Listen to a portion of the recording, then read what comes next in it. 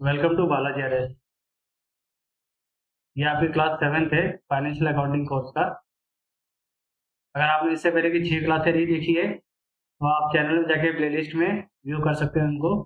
और अगर आपने चैनल सब्सक्राइब नहीं किया है तो आप सब्सक्राइब कर लीजिए, फ्यूचर की नोटिफिकेशन ऑन कर लीजिए। फिलहाल हम क्लास 6 के रिवीजन लेंगे। क्लास 6 में हमने बिल ऑफ एक्सचेंज को डिस्कस किया था। तो इसमें हमने मीनिंग बताया था कि एक सेलर होता है, एक बायर होता है। सेलर वो जो बिल बनाएगा, बायर इस बिल को एक्सेप्ट करेगा और एग्री करेगा कि आज से 2 महीने 3 महीने जब भी वो डेट एक्सेप्ट करता है उस दिन वो पेमेंट कर देगा उस पेमेंट का सेलर को। इसके लिए एक बिल बनता है। अब इस पे 3 होता है कि एक तो सेलर ड्यू जब बिल की डेट आ जाती है तब खुद पेमेंट ले ले। खुद पेमेंट ले लेगा तो वो खुद पे ही हो जाएगा। अब हर सेलर सेलर का कोई ना कोई अगर क्रेडिटर होगा, इसका भी अगर कोई क्रेडिटर है तो ये अपना बिल जो है इस क्रेडिटर को ट्रांसफर करके अपना जो उसका खुद का जो पेमेंट बाकी है वो सेटल कर सकता है। इस केस में ये पे ही हो जाता है। और एक केस हमने और देखा था कि सेलर जो है अर्जेंट से जब इसको अर्जेंट पैसे की रिक्वायरमेंट होती है तो ये बैंक में जाके इस बिल को डिस्काउंट करा लेता है, यानी 5% 10% जो भी बैंक चार्जेस करके बचा हुआ अमाउंट इसको ट्रांसफर कर देती है। फिर इस केस में जो पेई कौन होगा, बैंक हो जाएगा। 3 हमने ये केस भी देखे थे कि बायर किन किन को पेमेंट कर सकता है। एक तो सेलर को कर सकता है, या सेलर के जो क्रेडिटर है उसको करेगा, या फिर बैंक को करेगा। इसमें हमने 1881 का जो है नेगोशिएबल इंस्ट्रूमेंट एक्ट, भारतीय परक्राम में लिखित अधिनियम 1881 है जो इससे इससे रिलेटेड है।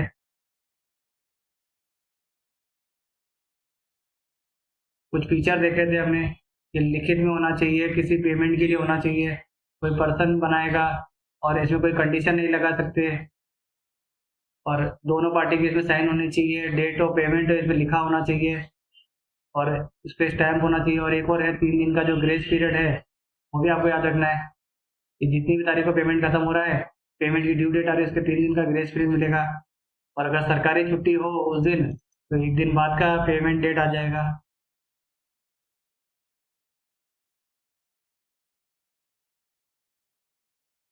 फिर हमने पार्टी देख ही लिया। एक ड्रॉवर जो बिल बनाता है उसको दराज कहते हैं। एक ड्रॉवी जो अदा करता है, जो पेमेंट करेगा, जिसके ऊपर बिल बना है, डेटर है। और एक पेई होता है। पेई 3 हो सकते हैं, बिल बनाने वाला, बिल बनाने वाले का क्रेडिटर, या बिल बनाने वाले का जो जिस बैंक में उसने डिस्काउंट किया वो 3। फिर हमने ये स्टोरी देखी थी। फिर हमने जर्नल एंट्री देखा था हमने इसमें। अगर बायर जो ड्रॉवर है जिसने बिल बनाया है वो ड्यू डेट पे पेमेंट लेने चला जाता है तो उसके लिए एक एंट्री होती है कि पहले तो उसको बिल्स रिसीवर बनाएगा, bills receiver account debit to debtor. ये बिल क्रिएट हो गया। फिर मैच्योरिटी में पेमेंट आ जाएगी, कैश में डेबिट हो जाएगा। और जब बिल्स रिसीवर हमने अकाउंट बनाया था उसको क्रेडिट करके खत्म कर देंगे। तो cash account debit to bills receiver, ये पेमेंट रिसीव हो गया हमें। इसमें या तो खुद रिसीव करेगा या बैंक को भेजेगा। अगर बैंक को भेजता है, bill send for collection account debit, यहाँ पे बैंक की जगह जो है bill send to for collection to bank account debit to bill receivable account. फिर बैंक में पैसा आते ही बैंक अकाउंट डेबिट। तो ये जो हमने जो एक्स्ट्रा एंट्री करी थी इसको खत्म करेंगे, इस अकाउंट क्लोज करेंगे। Bank account debit to bill send for collection account debit to bank. ये बैंक को कलेक्शन के लिए हम भेजते हैं पेमेंट के लिए। एक केस हमने देखा था कि जब वो बैंक से डिस्काउंट में कर रहा है, उसको अर्जेंट पैसे की रिक्वायरमेंट है, फिर वही पहले बिल बनाएंगे, bill receivable account debit, debtor को ट्रांसफर कर दिया। नहीं नहीं, इसको डेटर खत्म करके जो है बिल रिसीवेबल अकाउंट को बढ़ाया हमने, फिर इसको डिस्काउंट किया। तो बैंक में पैसे आ गए, बैंक ने जो चार्जेस लगाया था डिस्काउंट अकाउंट डेबिट उसमें चला जाएगा। जो बिल्स रिसीवेबल हमारा अकाउंट था उसको क्लोज करेंगे, हमारे बिल्स रिसीवेबल अकाउंट हो जाएगा। ये 2 में चला जाएगा, टू बिल्स रिसीवेबल। मैच्योरिटी में कोई एंट्री नहीं होगी क्योंकि हमें पेमेंट रिसीव हो चुका है। अब जो है बैंक जो हमारे जो डेटर है उससे पेमेंट लेगा। फिर हमने इंडोर की देखा था। इंडोर से वही जो बिल ड्रॉवर है, बिल बनाने वाला, उसका क्रेडिटर ट्रांसफर करता है ना अपना पेमेंट सेटल करने के लिए। तो वापस वही है, bills receivable account debit to debtor. ये बिल हमने बना दिया, फिर इंडोर्स किया, क्रेडिटर को हमने ट्रांसफर कर दिया। क्रेडिटर अकाउंट डेबिट, जो ड्रॉवर है जिसने बिल बनाया उसका क्रेडिटर अकाउंट डेबिट, तो बिल्स रिसीवेबल अकाउंट को हमने खत्म कर दिया। मैच्योरिटी में कोई पेमेंट नहीं है क्योंकि बिल सेटल हो गया। क्रेडिटर की तरफ से।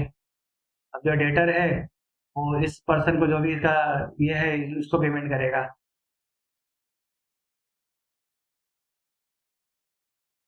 अब ड्रॉवी के अकाउंट में जो डेटर के अकाउंट में जो ड्रॉवी जिसने बिल एक्सेप्ट किया है जो प्रॉमिस कर रहा है उसके अकाउंट में एंट्री देखेंगे। तो उसने तो पहले परचेज किया, purchase account debit credit, creditor creditor बन गया, क्रेडिट में परचेज किया उसने। फिर उस क्रेडिटर को जो है बिल्स पेबल में एग्री करा, तो क्रेडिटर अकाउंट डेबिट तो बिल्स पेबल, ये उसने बिल्स पेमेंट करने के लिए एग्री कर दिया।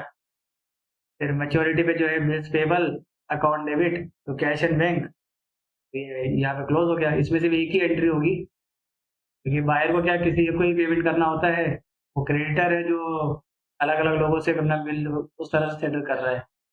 बायर को तो किसी एक को ही पेमेंट करना है, जो भी उसके बाद वो बिल लेके आ जाएगा उसको पेमेंट कर देगा। डिसऑनर के केस में जब बिल डिसऑनर हो जाता है ड्यू डेट पे, जब डेटर पेमेंट नहीं कर पाता तो पहले तो उसकी जो लाइबिलिटी रिस्टोर करते हैं, जितने का भी बिल बनाता है वो अमाउंट बनेगा। फिर उसके बाद जो एक्स्ट्रा चार्जेस उस पर लगते हैं उसको भी ऐड करेंगे क्योंकि उसने बिल डिसऑन किया है। इसमें हमने एक एंट्री देखी थी कि राम क्रेडिटर है और श्याम डेटर है। तो राम के अकाउंट में देख रहे हैं हम कि कैसे एंट्री होगी। तो वही श्याम अकाउंट यानी कि डेटर अकाउंट डेबिट तो बिल्स रिसीवेबल बिल बन गया, इंडोर्स किया। अगर बिल इंडोर्स करता है तो श्याम अकाउंट डेबिट तो कृष्णा अकाउंट, श्याम का जो ये अकाउंट है इसको जो हमने कृष्णा में ट्रांसफर कर दिया क्रेडिटर को, और बिल डिस्काउंट कराया है तो Shyam account debit to bank.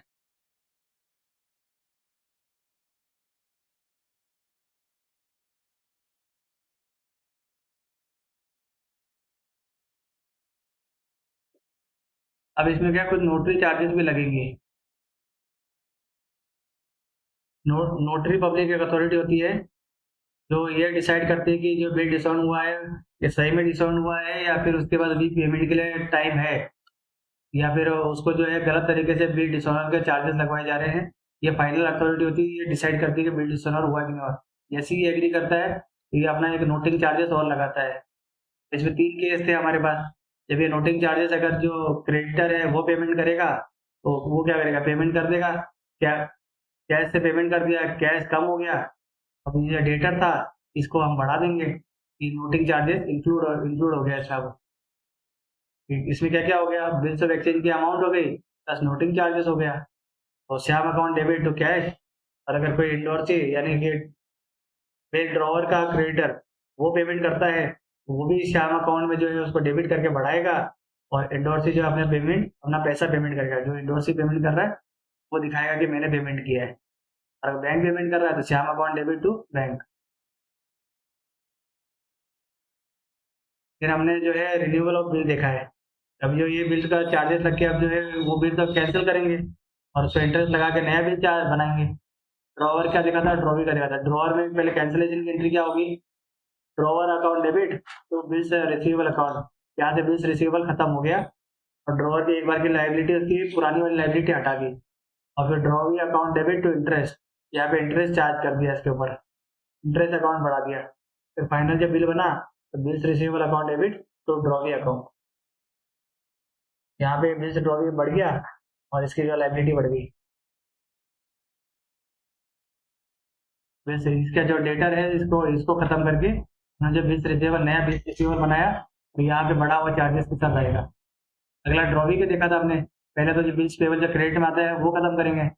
Drawer से हमने बिल्स पेबल खत्म कर दिया, कैंसिल कर दिया बिल। फिर इंटरेस्ट चार्ज कर दिया, इंटरेस्ट अकाउंट डेबिट और तो ड्रॉवर अकाउंट, ड्रॉवर को जो है इंटरेस्ट के लिए हम एग्री कर रहे हैं, हम अपना एक्सपेंस बढ़ा रहे हैं अपने अकाउंट में, इसको हमें पेमेंट करना है। फिर ड्रॉवर अकाउंट डेबिट इसको खत्म करके जो है बिल्स पेबल अकाउंट बनाएंगे। ये क्रेडिटर है, क्रेडिटर को हम डेबिट में एंट्री कर रहे हैं, मतलब कि क्रेडिटर को खत्म कर रहे हैं और जो है बिल्स पेबल अकाउंट बढ़ा रहे हैं। यहाँ पे हमने जो है क्रेडिटर को रिस्टोर किया है।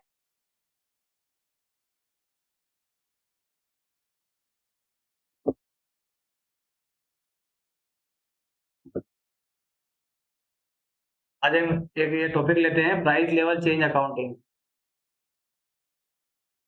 क्लास 7 है आपकी।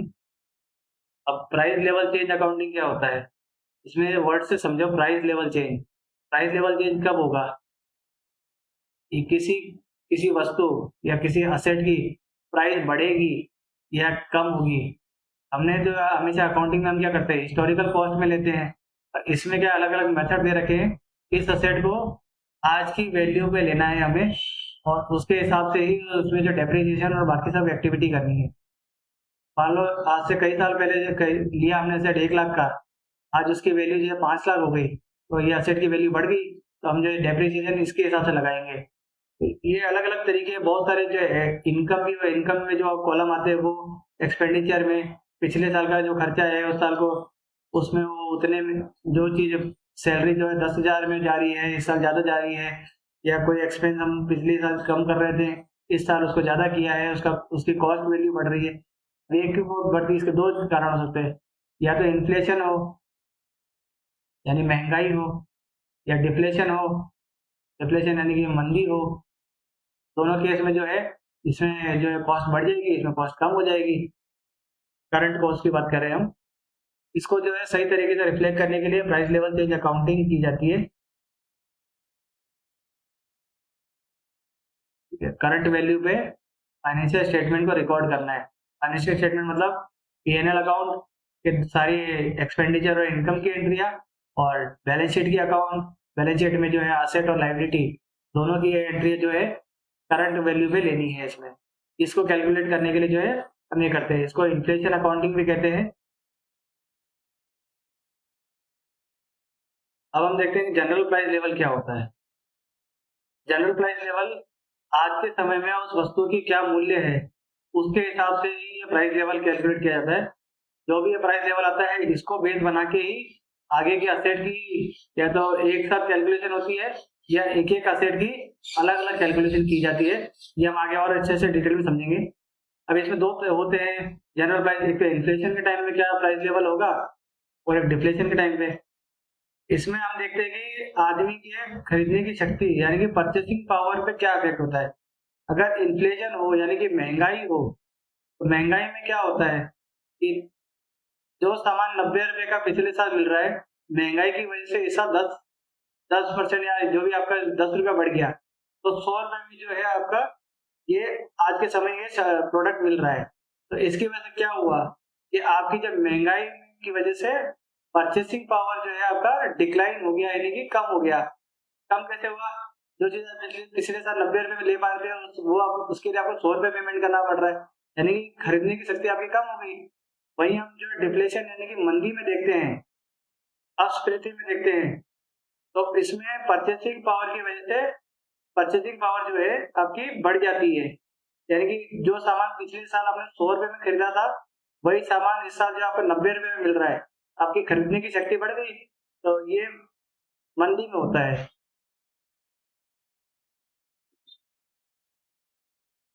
अब हम मेथड देखते हैं, ये इंपॉर्टेंट है, इसमें से सवाल आता है। 4 मेथड है, सीपीपी मेथड, आरसीए, सीवीए और सीसीए। सीपीपी क्या होता है? करंट परचेसिंग पावर टेक्निक यानी कि वर्तमान क्रय शक्ति, और आरसीए रिप्लेसमेंट कॉस्ट अकाउंटिंग यानी कि प्रतिस्थापन लागत लेखांकन। सीवीए करंट वैल्यू अकाउंटिंग वर्तमान मूल्य लेखांकन, और सीसीए करंट कॉस्ट अकाउंटिंग यानी कि चालू लागत लेखांकन। इसको डिटेल में देखते हैं आप एक एक को। पहला है current purchasing power technique, CPP. इसमें क्या होता है कि आपको 2 फाइनेंशियल स्टेटमेंट तैयार करना होता है।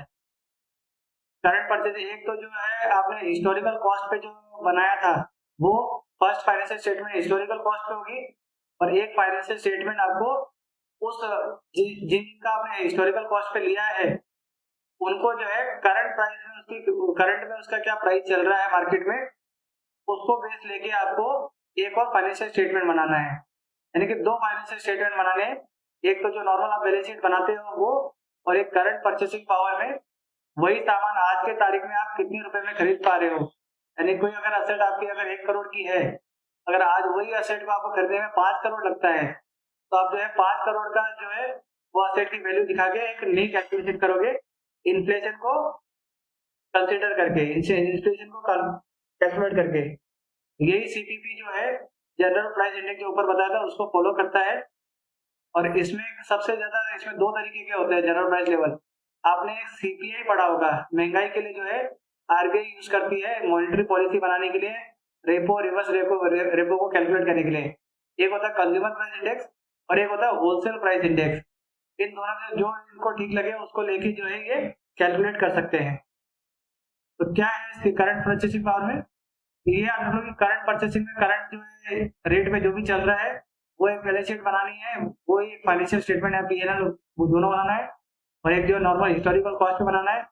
इसमें कंज्यूमर प्राइस इंडेक्स और होलसेल प्राइस इंडेक्स का जो कलेक्टिव वैल्यू होता है, कलेक्टिव वैल्यू मतलब जो एक सीपीआई बनता है, ये वैल्यू जो आरबीआई निकाल के देती है, जो एनएसओ निकाल के देती है, तो वही जो है हमको कैलकुलेट करना है, आरबीआई तो यूज करती है उसको। अब इसमें करंट प्राइस का जो एक एग्जांपल ये दे रखा है कि ना LIFO FIFO mid point conversion होता है, ये नॉर्मली इसी में कैलकुलेट किया जाता है। लास्ट लीफो आपको पता है कि लास्ट में आपने कुछ प्रोडक्ट लिया, उसको खरीदा, जैसे दो दो प्रोडक्ट खरीदे, एक 80 रुपए में एक 90 रुपए में, तो लास्ट इन फर्स्ट आउट, मतलब जो प्रोडक्ट आपने जो लास्ट में खरीदा है उसको आप जो है पहले सेल करोगे। ये हम जो कॉस्ट अकाउंटिंग में उसमें देखते ही हैं। और एक फर्स्ट इन फर्स्ट आउट, कि जो पहले प्रोडक्ट आपने खरीदा है उसको आप जो है पहले बेचो। ये जो आप मार्केट में देखते हैं फल सब्जियों वाला, ये उससे रिलेटेड ज्यादा करता है कि पहले जो है 40 रुपए के आपने कोई फल लिया और 50 रुपए का लिया, तो आप जो है लीफो में जो पहले 50 वाले रेट को बेचोगे ताकि आपको प्रॉफिट ज्यादा हो, और उसी या फिर इसको जो है और फीफो में 40 रुपए वाले को पहले बेचोगे ताकि वो खराब ना हो। तो अलग अलग चीजें अपना आजमाते हैं। और एक मिड पॉइंट कन्वर्जन जो होता है, दोनों के बीच में जो 45 है रेट एवरेज लेके, इसी में जो है आप बेचते जाओ इसको, ताकि आपको जो नो प्रॉफिट नो लॉस का हिसाब थोड़ा ठीक से बैठे, प्रॉफिट इसमें इंक्लूड करके चलो आप कॉस्ट कंसिडर करने के लिए। अगला है रिप्लेसमेंट कॉस्ट अकाउंटिंग। जैसे मैंने कहा कि सीपीए मेथड से वैसे रिप्लेसमेंट कॉस्ट जो है ये थोड़ा बेहतर माना जाता है। क्यों? क्योंकि सीपीए जो है, जो कंज्यूमर प्राइस इंडेक्स अगर लेता है, ये कलेक्टिव होता है, बहुत सारे गुड्स को उनको इंडिविजुअल कैलकुलेट करके एक एक इंडेक्स बनाया गया है। इस इंडेक्स को अगर आप बेस में लेके चलोगे तो आप जो है पूरे असेट को जो है एक साथ उसी बेस पे कैलकुलेट करके मल्टीप्लाई फैक्टर लगा के जो है आप उसको सेकंड बैलेंस शीट में डाल दोगे। पर इस वाले में रिप्लेसमेंट क्या होता है कि हर एक आइटम को आप रिप्लेस करोगे उसकी कॉस्ट से, हर एक आइटम को।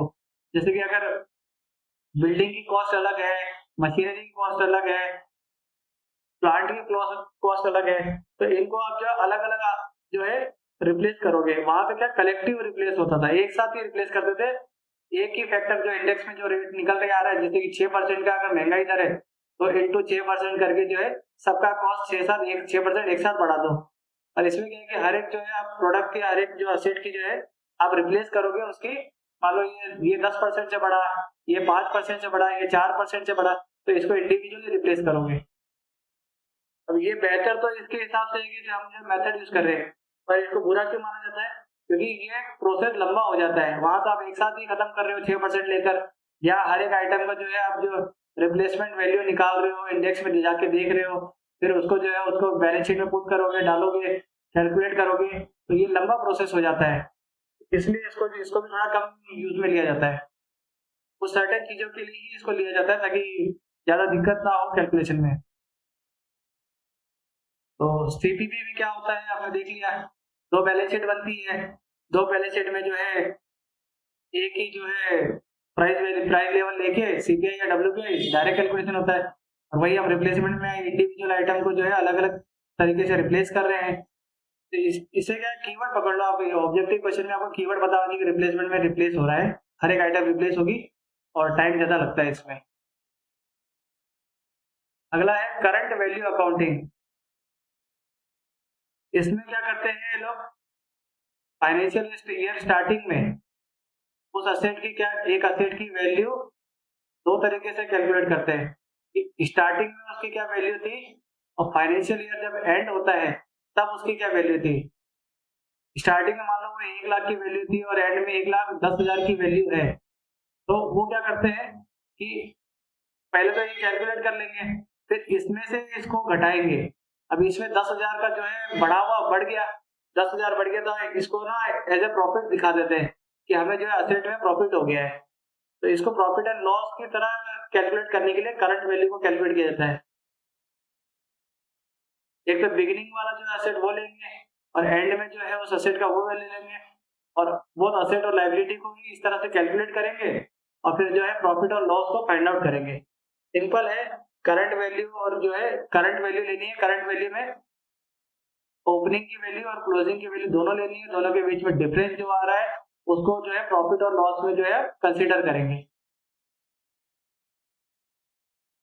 चौथा था क्या है, करंट कॉस्ट अकाउंटिंग। अब वो क्या था, करंट वैल्यू, वैल्यू में हमने छेड़छाड़ करी, अब कॉस्ट में करेंगे। uses current value of individual item in the formation of financial statement. Apart from financial statement, balance sheet or P&L, a statement of change and appropriation account is created. ये भी पहले जैसा ही हिसाब है इसमें, इसमें भी क्या हर एक आइटम की जो है इंडिविजुअल आइटम का जो है कैलकुलेशन करते हैं, इसमें भी करंट कॉस्ट में ही चेंजेस करते हैं, और इसमें जो है बैलेंस शीट और P&L दोनों में ही चेंजेस किए जाते हैं। और इसमें स्पेशल ये है कि एक स्टेटमेंट ऑफ चेंजेस बनता है इसमें, कि स्टेटमेंट में चेंजेस में बनाएंगे कि इसमें कितना चेंजेस किए, जिन जिन आइटम में चेंजेस हुए हैं उनको अलग से ही एक स्टेटमेंट ऑफ चेंजेस में डालते हैं या फिर अप्रोप्रिएशन अकाउंट बनाते हैं। तो सिंपल है, कॉस्ट में चेंजेस कर रहे हैं हम और फिर स्टेटमेंट ऑफ चेंज बना रहे हैं और अप्रोप्रिएशन बना रहे हैं, दोनों बैलेंस शीट और P&L में इसमें कैलकुलेशन हो रहा है। बहुत सारी चीजें इसमें आपको लग रहा है एक जैसा ही है, पर इसको आप जो कीवर्ड की तरह समझ लो कि इसमें कॉस्ट में चेंजेस हो रहा है और स्टेटमेंट ऑफ चेंज बनेगा, अप्रोप्रिएशन पूछेंगे कि स्टेटमेंट ऑफ चेंज और अप्रोप्रिएशन किस मेथड में बनता है, तो करंट कॉस्ट अकाउंटिंग में बनता है। चौथे में ही आपने ये देखा था कि दो दो ऐसे वैरायटी की चीजें हम बना रहे हैं। तो जहाँ ये जो है आपकी क्लास खत्म होती है, अगर अभी तक आपने पुरानी क्लासें नहीं देखी है तो आप प्लेलिस्ट में चेक कर सकते हैं, चैनल को सब्सक्राइब कर लीजिए। और हमने जो है पेपर 3 आपका, उसमें राजस्थान हिस्ट्री को स्टार्ट कर दिया है, 2 क्लासें ऑलरेडी अपलोड हो गई है, वो भी आप चैनल में जाके प्लेलिस्ट में व्यू कर सकते हैं। फ्यूचर में आने वाली वीडियो को देखने के लिए आप जो है चैनल को सब्सक्राइब कर लीजिए और बेल आइकन दबा के उसके बाजू में एक आइकन आ रहा होगा, उसमें ऑल नोटिफिकेशन को एक्टिव करना ना भूलें। Have a great day. इसी तरह अपनी तैयारी आगे बढ़ाइए, सफलता जरूर मिलेगी। Thank you.